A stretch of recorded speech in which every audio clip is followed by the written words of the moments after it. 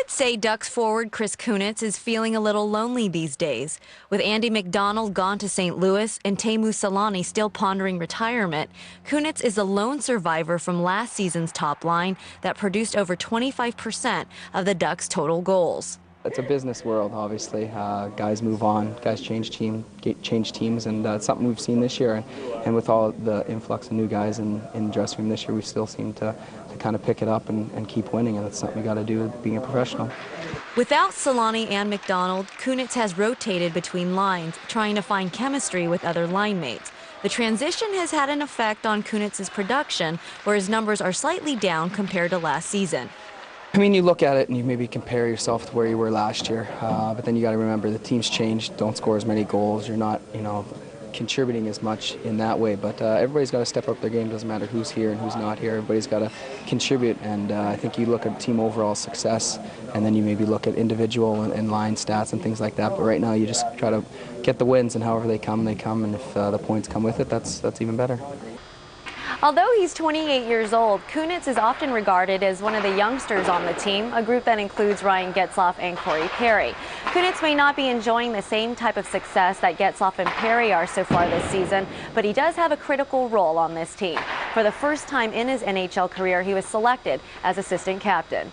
He's a great team guy, and he always comes back with a smile on his face. So, he was the perfect choice to lead the young guys in the right direction. What did it mean to you to have Carlisle name you as assistant captain? I mean, it caught me off guard at first, but obviously it's really nice when somebody looks at you that way.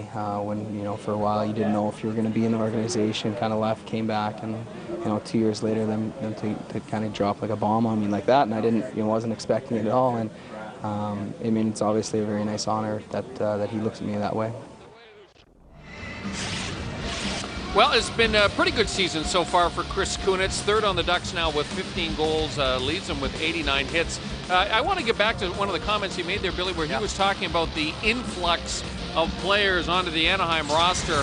It was kind of an interesting contrast in tonight's game. With the Red Wings, they haven't changed the roster at all from last season. Remember, they succumbed to the Ducks in the postseason. The Ducks have made a ton of changes. And why? This is by design. Brian Burke wanted to do this because everybody he talked to in terms of champions, whether it was the Indianapolis Colts or other teams that had won a National Hockey League Stanley Cup, they said, get ready for the hangover. There's nothing you can do it. You need to change your lineup in order to get your team re-energized and refocused.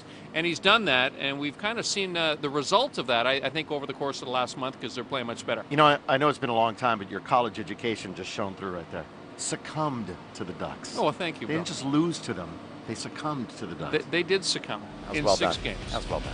All right, when we come back after this, how about this? We're going to hear from a couple of fellas. One's in China. That's Joe Torre. The other's downstairs. That's Ken Huskins. How about that combination? Stick around.